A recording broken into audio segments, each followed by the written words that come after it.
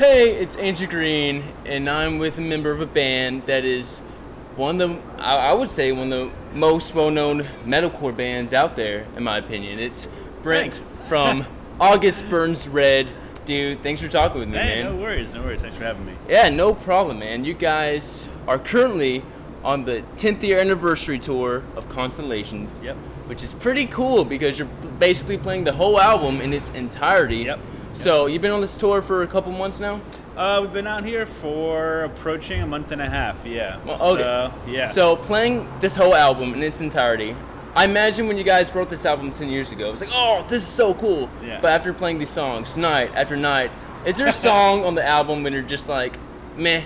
it's obviously everyone has their favorites and least favorites, Yeah. but it's cool to play the album front to back how you like envisioned it, you know? Yeah. Like this, it's not something you get to do unless you do a tour like this. Sure. But there are obviously least favorites. My least favorite song right now to play is probably the third song, Ocean of Apathy. Oh, really? Yeah, I just don't know why. But it's my least favorite one right now. But it's still fun. Yeah. The ending of that song's great. Yeah. It's getting to the ending that's something when you write something 10 years ago, you look back and obviously there's things you'd change about everything. Sure.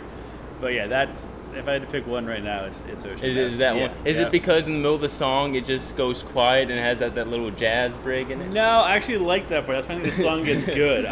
It's the beginning. It's the beginning part I don't like. No. My guitar part's really simple. I think that would be a problem. That album, who did most of the guitar writing? Was it you and... JB writes most of our material. And Okay. then as far as music goes, and Dustin has really started to write a lot more, and then I focus on lyrics. Oh, so okay. I write most of our words. I played guitar with a guy where he's super technical, and I would say, dude, slow down. Why you make it so difficult? Do you ever get that way with JB? Yeah, and that's something that we make a conscious effort to do. Like, we've always wanted to be able to play the songs we wrote. Sure. And we've had to do that sometimes. Just with the last record, Phantom Anthem, Yeah. Dustin would send over a riff, or JB would send over something, and we'd be like, "Are we gonna actually be able to play this?" No, we can't. We gotta slow it down 5 BPM or something. Yeah. But yeah, there's definitely times that I'm like, okay, let's bring it down a notch so we can actually perform it well live. Yeah. And not just slop through it. You slop through. Yeah. So when you look back 10 years ago to when you guys released this album, Yeah. what do you think has been the biggest change? Biggest change from then till now for the band was, so we toured constantly. Yeah. We 2008, I think we took 2 months off total. And then we came into 2009 and started writing a record immediately. Yeah. And then we just toured heavily forever on it. And I think starting 2010 is where we finally were able to be okay, we can take quality over quantity as far as touring goes. Yeah. So the big change was that we decided to start taking a bus, we started to start taking crew, and that was just a decision to be if we want to be on the road as much as we are, we need to start making things more comfortable or we're not going to last. Sure. We're going to kill each other, kind of thing. Well, speaking of change, Jake said recently that your guys' new album that you're working on is easier to digest for fans, which whatever that means. But what? Okay, so Yeah, you're not eating it. you're not eating it. So I'm like, is there a other band that you can compare this next album to, or another band's sound, or just Not really. It's going to sound like August Burns Red. Yeah. As far as the record goes, and we have no clue when it's going to come out or anything like that. We don't have a ton of stuff written yet. We have some stuff done, but Okay. But the new stuff that people are writing that we have, it will sound like August Burns Red. You're not going to listen to it and be like, that was a huge change. Yeah. It's not going to be that way. But I think we'll constantly try and evolve a little bit. And I think for us, like you said, we can't play 1 million miles per hour all the time. But who knows? Like I said, we don't have a ton of stuff done yet. Yeah. But we'll get there. Yeah, we get there eventually. Yeah. You said that you guys are still focusing just getting on this tour out of the way. You Yeah. guys did a 10-year anniversary tour for Messengers. Yep. Why do you guys do now? Not every band does Yeah. a tour for a 10th year anniversary, but you guys do. I think it's awesome. But yeah, how come you guys go back in time? We do them because we look back at material and we're happy with what we wrote. If there are records we hated, I don't think we do them. For us, it's giving people what they want, and for us, like I said, it's fun because to play the album from front to back, you don't ever do that. There's songs we've never played live from both records until we did this. Yeah. Because when we made those records, we were a young band just starting out, getting 30-minute slots on whatever tour we were opening up, So there's a lot of material that we never played. And this tour has been, so far, it's the best tour we've ever done.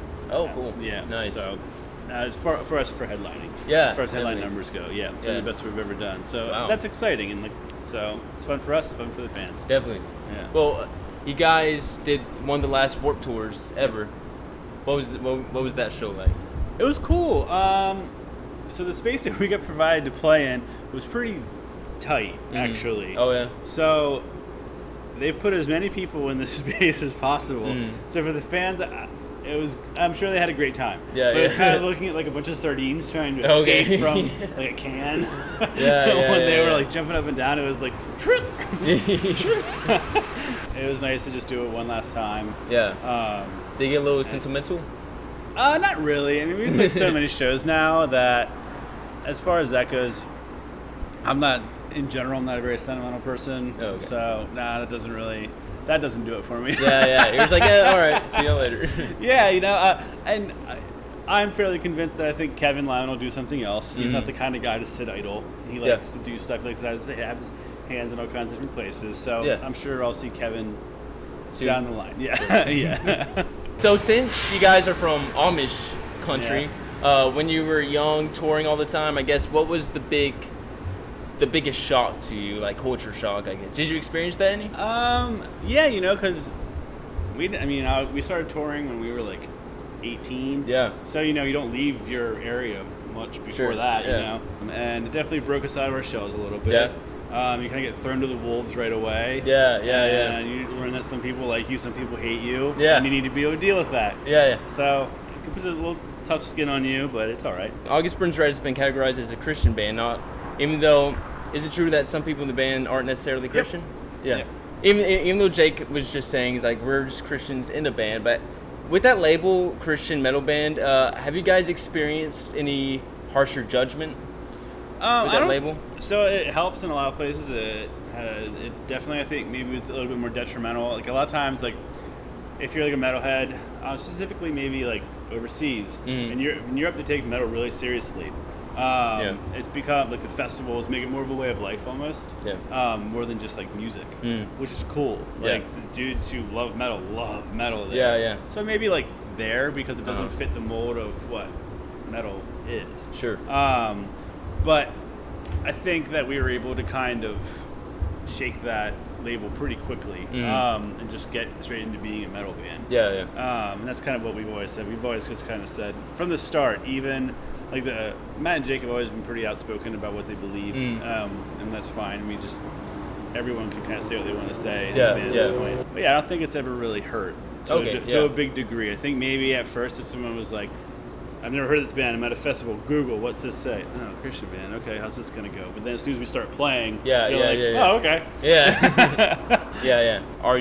Would you consider yourself a Christian? Or? Not really. I've always had a belief in something, but for me, I haven't been too excited about what Christianity has and the church has done recently. I write a lot about that in our lyrics, actually. Oh, okay, interesting. But I can't say I categorize myself as that right now. Before we started this, there was a TV, and when I was getting set up, you're like, ooh, baseball, where my Astros hat. Yeah. There's a lot of talk right now about the baseball as being juiced. Yes. So what do you think? So we're buddies with the guy who pitches for he said they gave 30 pitchers a ball and another ball. Yeah. And they said, pick which one's the new ball that you claim is juiced. And every single one was able to pick out that ball. That was juiced? Yeah.